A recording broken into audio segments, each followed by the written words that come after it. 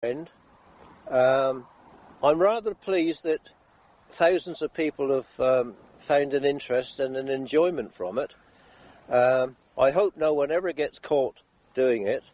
We had some narrow squeaks, but I appreciate the fact that lots of people are more or less depending on this now for their interest.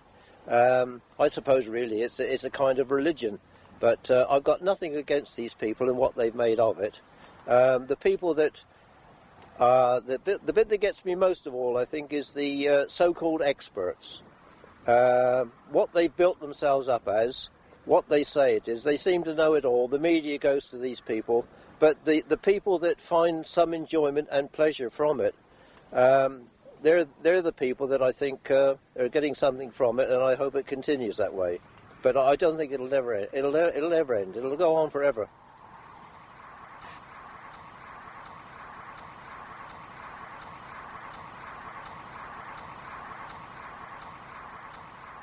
I first saw crop circles when I was back living in Watford, and at the time, you know, maybe not, I wasn't necessarily happy with the way that my life was going. I mean, a lot of people do.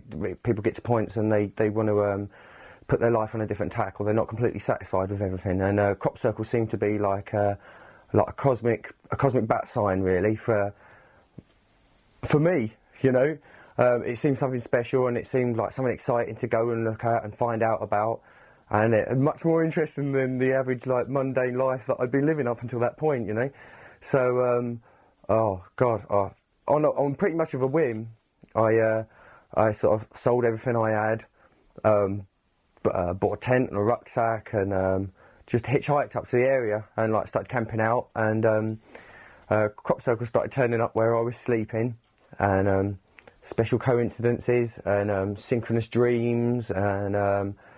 Just a really magical air, and I become more and more absorbed into the area and into the crop circle phenomenon, which sort of ended up flowering from a belief of it all made by aliens into realising that they're made by humans, but there's still something magic there, because I knew that magic things had happened to me while I was interacting with them, and it didn't change when I started making them either.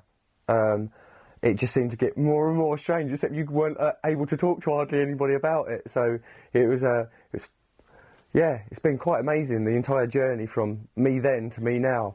It's been very special. When I first turned up in the area, I got dropped off below Silbury Hill, and so it was late at night, so I bunged my tent up down by the bottom of Silbury. Very naughty, but I was ignorant of these confines at the time, and camped out, woke up in the morning, climbed up Silbury, because I see this magnificent monument by the side of my tent, because I was unaware of it at the time that I arrived there. Climbed up the top of Silbury Hill, and to see what the view was like, and there was the most glorious star-shaped pattern in the field by Silbury, and I've only just turned up there, and wow, you know, maybe this has turned up overnight, you know, because there's people in there. Maybe it's turned up. This is for me, you know. This is very, very special. So I ran down there as fast as I could, burst in there, got to meet all the people that were involved in crop circles, and people who were filming, and people who were just visiting there or in the area, and I ended up speaking to about 8-9 people who were sitting there, and everybody was speaking different languages, and there's French and Belgium and German, and like there's a really cosmopolitan sort of atmosphere, and everybody was sitting down and talking about love and life, and the hypocrisies of life, and spiritual ideals, and all these wonderful things. And I remarked at one point to everybody, "Oh, isn't this fantastic that we're all here talking like as a group, as a unified bunch of people, you know?" And the next day when I see the aerial photograph, it was in the lay of the crop was 2 doves of peace kissing, and so that was very significant for me, because I'd made that statement during that crop circle, so that was like a very poignant time for me. I've seen balls of light in the field while making, and while just like staying in the area.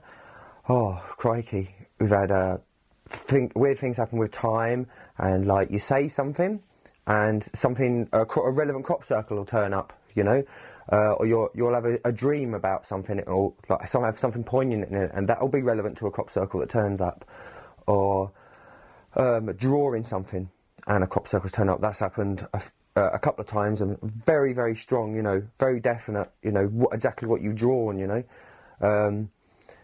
I had one occasion when I was sitting down with my brother, and my brother couldn't think of what to draw, and while he had the blank piece of paper in front of him, a cog came off, jumped off, or seemed to jump off a cup hook and land on the paper, so we drew a cog, and then that turned up. I think the overwhelming feeling that crop circles ended up giving me was a sense of interconnectedness between all the different elements, so like in my life and in everybody else's life, everything around us.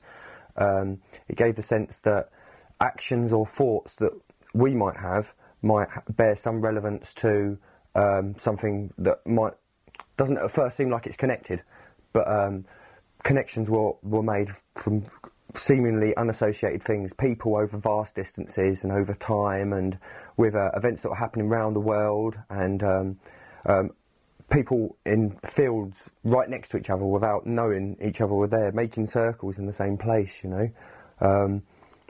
and people making the same circle in different places at similar time frames, and it all gave the increasing idea that all gaps and divides were like illusionary, that everybody and everything was connected in some way or shape, you know. Yeah. Wow, I bumped into a very naughty person once called Matthew Williams, who led me astray away from all the believers and all that, from that hazy view of the world to this much more concise and much more took me into the phenomenon, you know, but a different view on the same scenario, a different angle on it, and it seemed to flower even more after that, you know, take on all new possibilities, and all sorts of new kinds of magic started manifesting, and it took on a whole new slant, but still just as if not more fantastical and amazing and coincidental and synchronous and telepathic, and took it off into a whole new realm. And yeah, it was Matthew Williams that sort of really encouraged me and allowed me to flower, as it were. I was just going to have to get my £10 out of my pocket. Yeah, you know what I mean? But it's true, though. It is true, Matt. You know what I mean? There's no denying it, is there? You were the one who fucking really said, look, here, mate, it's not actually like that, is it? You know? I think the real motivation to go to so much effort is the idea of being able to do something for somebody you don't know, that you've never met, and you maybe even never likely to meet, something that hopefully will be positive in their life, will help them, maybe heal them, take them onto a new level, help them meditate, just give them a calm moment away from everything, just to do something positive, completely selflessly, for someone else, is just the most wonderful gift in the world. And also another reason for doing it is because it hopefully opens people's eyes to new subjects, new ways of looking at things, new ways of viewing art, new ways of thinking, new ways of behaving, even with meditation and how we interact with nature. And it works on so many different levels, and there's so many positive messages that are interwoven into the matrix of crop circles that there's more reasons to do it than not to. Well, some people see it as joking around, as fooling people, if you like, but I don't see it like that. I see it like, well, in my personal experience, I went through the process, and it gave me a lot to go through the process. I benefited from it, and so to allow other people to go through that same mechanism or thought process, I think would be great. No, I don't see it as a joke, and I don't see it as being shamming people.